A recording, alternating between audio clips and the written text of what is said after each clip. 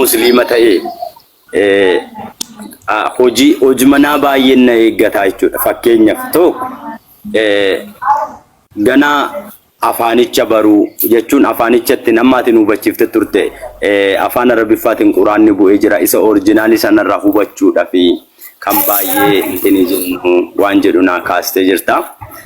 Amma namni amantaa kana hordofu tokkoffaa amma gana waa'ee amantichaatu gadi bu'ee hubatee tajaajila mana amantaa sanaa sadarkaa ta'utti deemuudhaaf hojiin manaa isa eeggatu jalqabarrayyuu gana amma afaanicha baruu. Afaan immoo baruun akka baay'ee ulfaatu hin beekta. Afaan tokko baruun baay'een ulfaataa jechuudha. Kanaaf tokko isa kanaafis gaafadhe namni afaanuma isaatiin afaanuma kaleessa beekuun aadaadhuma kaleessa beekuun duudhaadhuma kaleessa keessatti guddateen afaanicha yoo beeke rakkoo maalii qabaa jechuun hin ulfaatu ammaani wanti isaa hin ulfaatu gara jedhuttidha. Gaaffiin numaani qabu immoo isee kana si deebisee koo Patriisa isee kana si deebisee ka la isee kana si deebisee ka waan atamma kaafte kana irratti atamma fakkeenyaaf muslima yoo taate jette muslima taate dirqama afaan arabiffaa dubbachuu qabda wanti jedhu hin jiru seerra akka jedhu bahee tokkollee hin jiru garuu kan siin jedhe waan kitaaba amantaatiin wal qabatee dhaggeeffadhu afaan oromoo akka feete dubbachuu dandeessa bakka feetetti haasa'uu dandeessa garuu waan kitaabaatiin wal qabatee qur'aanni rabbiidha ilal wanti kiristaanonni amma amantiin isaaniidha kitaabni bakka tokkotti waan tokko dubbate achi siqee immoo waan tokko dubbate fuula tokko irratti waan tokko dubbate asitti immoo waan tokko dubbate lakkoofsa wayii lakkaa'uu jalqabe lakkoofsi isaa dhaqee waliin galu gaafa ida'uu ijoolleen daa'imni kilaasii gargadii keessatti barattu kitaabni dhaqee wal'aha wanti kitaabni macaafni qulqulluun akkasitti wal'ahee fi afaan kitaabni ittiin bu'e sanatu gatameetu afaan kitaabni ittiin dhufe sana gatamee oriijinaalli isaa dhabamee jennaan nama harkaa akkas ta'ee olii gad ta'ee dhume quraanni immoo rabbiin akkana hin goone rabbiin harka keenya kaa'e kanuma wajjin afaan oromootiin jettanii afaan oromootiin jira jettanii dhaaddachuudha wajjiniin kitaabni kamillee kitaabni isin amma of harkaa qabdan kun kitaaba waaqayyooti jettanii of harkaa qabdan kun fuula sana dandeessisu afaan arabiffaa tamma qabachuun sana cinqaati jettu kana osoo dhuftee qur'aana dubbistee jette irraa ajaa'ibsiifatta sababni isaadha qur'aana boqonnaa 114 sammuu keetti qabattee deemuu dandeessi garuu macaafa qulqulluu boqonnaa tokko sammuutti qabattee deemuu hin dandeessu ati amma as baate qur'aana boqonnaa tokko lal qur'aana boqonnaa tokko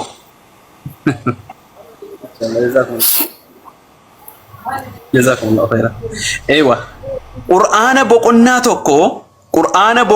tokko na dhaggeeffadhu qur'aana boqonnaa tokko asbahiitii qara yoo ati jette an asbahee akkasitti sammuu keessaa sii qara ati garuu macaafa afaan oromootiin jira jettu kana sammuutti qabachuu hin dandeessu asbaatinaa wajjin tawadaadaruu hin dandeessu sababni isaadha rabbiin subhaanahu wa ta'ala tokkoffaa irratti amantaan kun amantii sirrii ta'uu isaa kitaabni kun kitaaba eegamaa ta'uu isaadha waan ifa galaa ta'uu isaadha rabbiin qur'aan isaa keessatti walaqad yassarna alqur'aana lidhikri fahal min muddakir jedhe qur'aana kana laaffisee tan jira jedhe kanaafuu qur'aana kana baruudhaaf wanti sitti ulfaatu tokko illee hin jiru rabbiin laaffisee jira waan ta'eef jechuudha kitaaba rabbiiti waan ta'eef jechuudha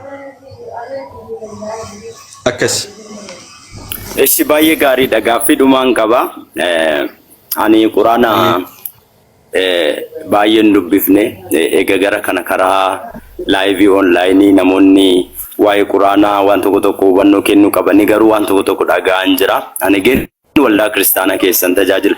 Guyyaa baay'ee yoo mana kana nan dhufaa asirra seenes baay'ee yaada nan kenna. Atis immoo sirriitti na beekta. Ji'a lamaan darbe kan ispeeshaalii guyyaa dhangalee nan nagaasii yaada koos garuu kennaan jira. Gaaffii dhumaan gaafadheen nama kan biraaf carraa kenna. Innis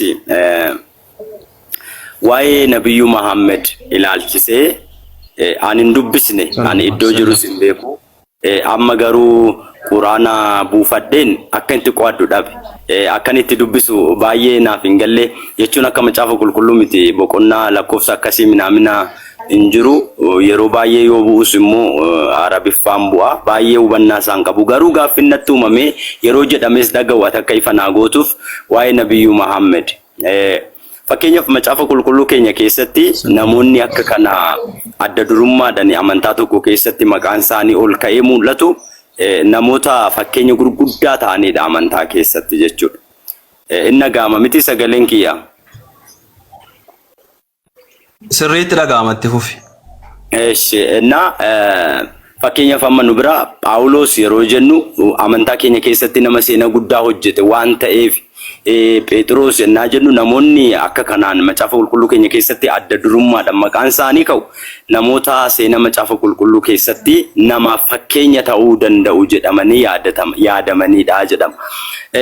Garuu waa'een Nabiyyuu Muhammad immoo wanti gaariin yeroo baay'ee in ka'uu jechuudha. Ani dhaqeen dubbisne bergite fakkeenyaaf wanta nageerra waan tokkoof lama jechuudha. Tokko gaa'ila qulqulluu inni dhaabbate keessatti nama isa fakkaatu wajjiniin akka mana hin dhaabin in ka'a yeroo baay'ee ani argine bergite. Eessa fidde yoo naan jette dhuguma si fiduu hin danda'u. Garuu ati akka normaali naa deebistuuf akka obbolummaatti jechuudha. Amma daa'ima xiqqoodha kan inni wajjin mana dhaabee naamin jedhama. Amma inni kuni namoonni maaf akkas godhu jechuu hin dandeenye. Namoonni gochuu hin danda'u. Garuu nu biratti namoonni maqaa akkasii qabani macaafa qulqulluu keessatti hojii gaariidhaan maqaan isaanii dhahamuu hin danda'u. Inni immoo waan akkana kana waan tokko lama waan ittiin namoonni maqaa dhahan waan qabuufi amantaa Islaamaa keessatti namni kun akkamittiin fakkeenya ta'ee fudhatamuu danda'e jechuun waan gaarii godhe qabaachuu danda'a. Namni tokko waan gaarii baay'een godha. Garuu namni amantaa keessatti maqaan isaa Quraana qulqulluu keessatti Quraana qulqulluu jechuun maalidha? Qulqulluudha meeree caafamu garuu nama hojii isaatiin amma danda'ameen qulqulluu ta'ee fi uuma isaa fakkaatu ta'uu qaba. Inni immoo waa tokko lamaanii hirrina qaba waan aadmaleessa ta'e raawwatee jira. Kanaaf akkamittiin Quraana keessatti hamma Nabiyyuu jedhamutti hamma Nabiyyuu Muhammad jedhamutti akkamittiin fakkeenya isinii ta'e. Gaaffiin kiyya isa caala namni waan gaarii godhe kan biraa hin jiru jechuu barbaadeen. Eeywa waan bareedaa kaastee sila ustaaza waliif dabarsaa ustaaza wal natti mijatu dubbachuun jedhanii koomentii barreessuu jiru. Bareechina dhaggeeffadhu. Tokkoffaa irratti Nabi Muhammad sallallahu alaihi wasallam jechuuni namoota ati amma maqaa kaaftee wajjiniini nama walitti kompeer godhamu yookaan wal bukkee qabamee dubbatamu miti. Sababni an kana siin jedhuufi Nabi Muhammad sallallahu alaihi wasallam nama maqaan isaanii toorri hidda dhaloota isaanii gosti isaanii sirriitti beekamu kanin amma sii tarreessuu danda'u Muhammad bin Abdullah bin Abdul Muttalib bin Hashim. Muhammad ilma Abdullah ilma Abdul Muttalib ilma Hashim ka Quraysh irraa ka ta'e Qurayshin Arabarraa Arabni gosa Ismaa'il irraa akkasitti lakkaa'ee gosa Nabi Muhammad sallallahu alaihi wasallam nama sii oofuu danda'u nama gosti isaa beekamaa. Nama ummata keessa jiraataa ture keessatti seenaa isaa yoo dubbiste kunoo kitaabni guddaan na bukkee jira. Yoo afaan Ingiliffaa afaan garagaraa beekte buustee dubbisuu dandeessa. Seenaa Nabi Muhammad kitaaba Rahiiq al-Maktuum kitaabota garagaraa buustee dubbisuu dandeessa. Nabi Muhammad sallallahu alaihi wasallam nama seenaan isaa beekama. Inumaayyuu maaliin beekama jennaan Nabi Muhammad sallallahu alaihi wasallam osoo ergaan tokkichummaa Rabbiitti waamuun ummanni karaa Noohii, karaa Abrahaam, karaa Muusee, karaa Yesuus Kiristoos sana dhiisanii waaqolii tolfamaa waaqessuutti waan jarri deebi'an kana ummata barsiisuu osoo isaan hin eegalin nama Nabi ummata isaa keessatti amanamaa namaa kabajamaa namaa jedhamee nama beekamu nama namni amaanaa bira kaa'atu. Kitaaba seenaa hunda isaa baastee dubbisuu dandeessa. Siigalee nama namni of bira dhiisee ilaal namni kam warroonni waaqolii tolfamaa waaqessan namoonni kaan illee amaanaa bira kaa'atan Nabi Muhammad sallallahu alaihi wasallam jechuun Muhammad Amiin jedhaniitu ofii jaraatii waaman amanamaa namaa jedhanii ofii jaraatii waaman.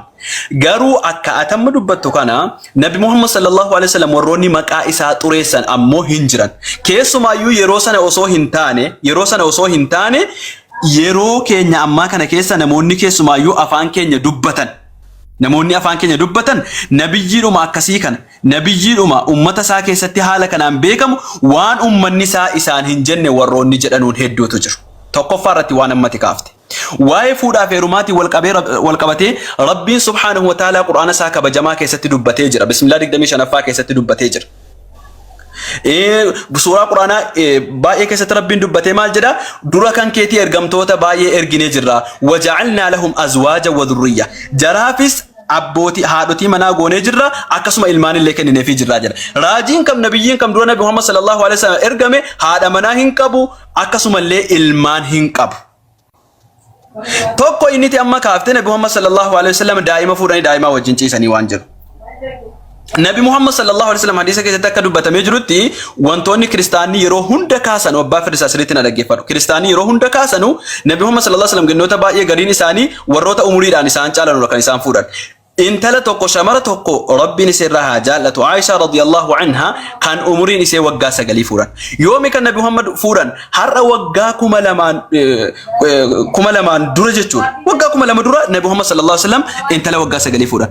Intala waggaa 9 kana mucaa daa'imadha kan Nabi Muhammad sallallahu alaihi wasallam fuudhan. Lakki daa'ima miti saatii sanatti umuriin isheedha intala geessuudha. Sababni isaadha kiristaanota yeroo keenyaa ammaa kana malee namoonni sargii sana irratti hirmaatan haatii fi abbaan mucaa kana itti heerumsiisan mucaan keenya daa'ima asitti heerumsiifnu jenne ofii jaraatiif itti heerumsiisan. Qeeqni akkasii gaaffiin akkasii illee takkaallee ka'ee hin beeku. Kitaaba tokko keessatti kitaaba seenaas haa ta'u kitaaba kamiin haa ta'u mee fidi. Har'a garuu waan waggaa 1400 duraa jechuudha. Waa waggaa 1400 duraa har'a kaasnee mucaan kun sabiyyiidha jennee xabaqaa taanee nuti gaafa dubbannu wallahi waan fokkisaadha. Sababni isaadha geessuu waan taateef itti heerumte. Maaliif jennaan har'a waggaa 1400 dhiisiiti har'a waggaa 500 waggaa 100 dura namni umurii meeqatti akka heerumaa ture hin beeknu. Siigalee akkawun keenya akkaacheen keenya umurii meeqatti akka heerumaa turan hin beeknu. Bar ani waggaa 14 tan heerume waggaa 13 tan heerume jedhanii gaafa akkawun keenya akkaacheen keenya taanii nutti dubbatanu indikisiifanna. Mee waan waggaa 1400 immoo ilaal. Waggaa 9tti namni umuriin isaa amman. Inuma yu Aisha radiyallahu anha wardaha ofii seetii akka seen dubbattetti yaa obboleessa keenya ofii seetii akka seen dubbattetti yeroo Nabi Muhammad faadha manaa taatee jirtutti iseen Nabi Muhammad sallallahu alaihi wasallam guyyaa tokko osoo isaan ulaa manaarra balbalarra dhaabbatanii jiranii masjida keessa asii achi ilaalanu namoonni habashaarraa ta'an masjida keessa kan jarri taphatanu lafee areeda kiyyaadha gateettii Nabi Muhammad irra kaadheetan asii achi ilaalaa jette. Hojjaan isee Nabi Muhammad wajjin sallallahu alaihi wasallam wal qixxeedha. Ammoo kiristaanonni immoo Nabi Muhammadii waan akkasiitiin maqaan balleessanu Nabi Muhammadiin dhiisi nabiyyoota hunda maqaa balleessuu jedhee siif himeetiin ture. Maaliif jennaan akkuma macaafa keessatti dubbistee jirtu Noohi yoo fudhattee jiraatte Nabiyullaahi Nuh alayhi salaam niitii 1000 fuudhe jedhaniitu akkasitti maqaa isaa dubbatu.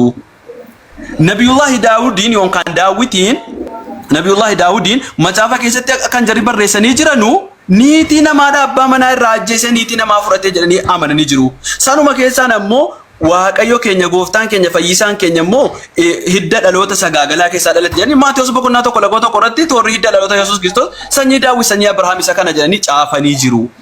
Namni arraba kiristaanaa irraa nagaa bahe tokko illee hin jiru. Nabiyyi rabbii ta'e macaafa qulqulluu keessatti yoo ilaalte jette nabiyyiin kam Looxi yoo fudhattee ilaalte jette nama shamarra intala isaa durbaatii wajjiniin ciise intalli isaa durbaa waa obaasanii macheessanii wajjiniin ciisan jedhanii akkasitti dubbatanii macaafa keessatti barreessanii jiru. Nabi Muhammad sallallahu alaihi wasallam waa'ee fuudhaaf heeruma isaaniitii wal qabatee quraana yoo ilaalte jette rabbiitu quraana isaa keessatti yaa ayyuhan nabiyyu innaa ahlalnaa laka azwaajak anatu halaala siif godhe anatu siif ayyame hagana fuuchuu jedhe rabbiin quraana isaa keessatti lafa kaa'ee jira. Ajaja rabbiitii waan isaan hojjetanidha. Kanaafu akka kiristaanonni deemanutti hin deemta yoo ta'e namni qulqulluun tokko yookaan ammoo namni arraba kiristaanaa jilaan najaabahu namni kitaabni rabbii itti kenname yookaan ammoo nama qulqulluudha jedhame lafarra hin jiru. Hundi isaanii arrabsuudhaan sagaagalaadhaan isa karaa seera qabeessaan nikaa godhatee fuudhe sagaagalaadha jedhanii arrabsan. Isa kaan ammoo 1000 fuudhe jedhanii barreessanii lafa kaa'an. Sana booda ammoo kiristaanonni maal siin jedhan niitii tokko niitii lama fuuchuun sagaagalummaadhaa siin jedhan. Sagaagalummaadhaa siin jedhan. Daawit niitii baay'ee fuudhee jira. Akaakayyuu waaqayyo keessanii yoo jettee gaafattee jettee kakuu moofaadhaa siin jedhan. Kanaafuu waa hedduutu jira. Warroota dhugaa hin feenetu maqaa nabiyyoota rabbii balleessa. Maqaa raajotaa balleessa. Siin jechuu barbaadeetan. Isa waan quraanaatiin wal qabatee ammoo quraanni afaan Oromootiin ni jira. Garuu afaan Oromootiin kan hiikamee jiru hiikti quraanaa jechuudha afaan Oromootiin Play Store irra hin jira. Garuu ibsa bareedaa siin kennu. Gabaabsaniitu tiraanziliitiidha malee tafsiiraa miti hiikaa quraanaa bal'aa miti. Agasiif haga eenyu jettutti afaan Arabiffaa qofa osoo hin taane hoolii quraanii kan afaan Oromoo jedhu sambuusiiti dubbisi. Inshallah rabbii siif alaaffisuuti waan gaaffisiis ta'e eega dubbistee kaate gaafachuu hin dandeessaa siin jechuun barbaada. Tolishi baay'ee galatoomi yeroo kee naa kennitee waan baay'ee na hubachiiftee jirta. Nama kan biraafanii carraa kennaa sagantaan qabas waan ta'eef bahuuf hin jedha. Eebbifamii irraan kan hafe gaaffiin ani qabu baay'een isaa naa deebi'eera garuu ijoollee musliimotaa yeroo baay'ee hin beekta yoo ta'atis koomentii ma dubbista. Innaan ani galuuf jedhu gaaffii akkasii si gaafachuuf jedhu. Amma ijoolleen musliimotaa gaafaata sirraa yaada akkasii kennitu gaafaati ibsa kennitu gaafaati barsiistu isaan illee yoo dhuguma wanta ati galee fi karaa irra deemturra yoo jiraata jiran waan barumsa kee yaadaati kennitu jajjabeessu ta'uu qaba. Garuu yeroo baay'ee dhageessee ta'uu ta'e hin dubbiftaatis abbaa firii san hin gashinii inni homaan beeku abbaa ta'e gashuu dhookaa ta'e ekelee hin gashinii inni akkasidha isaan maalodha jedhanii yeroo baay'ee amantaa kan biraa namoota iddoo biraatti dhufan arrabsuu jechuudha. Garuu ijoolluma keessan immoo kanaaf amma dhugaa dubbachuuf akka kan gochuudhaan isaan waan baay'ee barreessuudhaan namni kana cabsee gara amantaa keessaniitti akkamittiin dhufuu danda'a. Situ akkas hubachiisa malee namoonni baay'een si jala jiran garuu nama arrabsuu miti jechuu barbaadanii isaan itti nuyi akka nun arrabsine. أبشر أبشر إني كوني ركون قبو مالف جناني إن الله قسم بينكم أخلاقكم كما قسم بينكم أرزاقكم جدا ربين أكم رزقنا ما كان قودي إذا كان باك بينيا قودي إذا كان مسكينا قودي إذا كان موجود دغليستي كبينيا تكني إذا كان مباه إذا كبينيا تكني جدا ربين أخلاقنا ما كان لي عملنا ما كان لي أددنا ما كان نجرا نمني قرين أفسا كبا أما فكينا في نموت وصوتي غافيتو كوكو فغافت يسو من بات جالة ونموت يدو تجرا سبب نسا نما سكنت الدبريو osoo dubbanne sakatti dabarree osoo dubbanne osoo namni khalas namuma qaqayyaraa oole namoota jaallatantu jira siigalee nama tokko duukaa akkamitti carraan kennamee fi saatii dheeraa wajjin haasa'ama waan jedhamu namoota gaditti dhaga'amuu danda'a namni of sarratti wal dhabaa kanaafuu ammoo nuti jalqabarraa gaafa mana bannu waan naamusaa dubbataa turre hattan kana qofa miti waan kaameraamaanii waan argitan dogongora nama waraabdanii hin gadhiisinaa nama keessaan gorfamu keessaan gorsaa wal saaxiluun shari'aa islaamaa keessatti dhorgamaadha. Kana qofa miti rasuulli rabbii sallallahu alaihi wasallam waree namaa balleessu maqaa namaa balleessu nama arrabsuun wantoonni akkasii kun namni amala akkanaa qabu muslima guutuu akka hin taane Muhammad akka isaan barsiisaa turanii jalqabarraa gaafa mana bannee ol seenurraa dubbataatiin turre siluma ammoo nama ta'ee namni tokko jecha namarraa nagaan baha jennaani kun dogongora guddaadha. Atumtuu jechuudha atumtuu of sirreessuu qabda maaliif jennaan haga nama taatee jirtutti jecha namarraa nagaa bahuu hin dandeessu. Maaliif jennaani namni waan hedduudha namaan jedha nama barsiisuun immoo obsa nama gaafataa sabrii nama gaafataa inshallah nuti agar rabbi nu laaffiseen waan rabbi nutti mul'ise obsumaan siif ibsina ati inshallah waan gaaffisitti ta'u gaafadhu malee koomentiin dubbisini koomentiin dubbista taanaan jecha namoota allaalta taanaani waa baay'ee of duuba deebuu dandeessa waan ta'eef si qofaa miti barri kunoo anaan illee san deebisu isa ragaadhaa wajjin isitti himu barri isin sobdanaan jedhani kiristaanonni jala jirani bar wallahi kiristaanonni jala jirani sobdaa ina fuuftaa jiran ina fuuftadan wallahi osoo seenaatiin wajjin dubbaddaa jiree immoo akka jarin dubbanne nan beeka garuu asila deemanii afuuftu jedhan afuuftu ina fuufaartaa jedhan waan namni namaan jedhu illee irra deebi'anii dubbachuun gowwaanii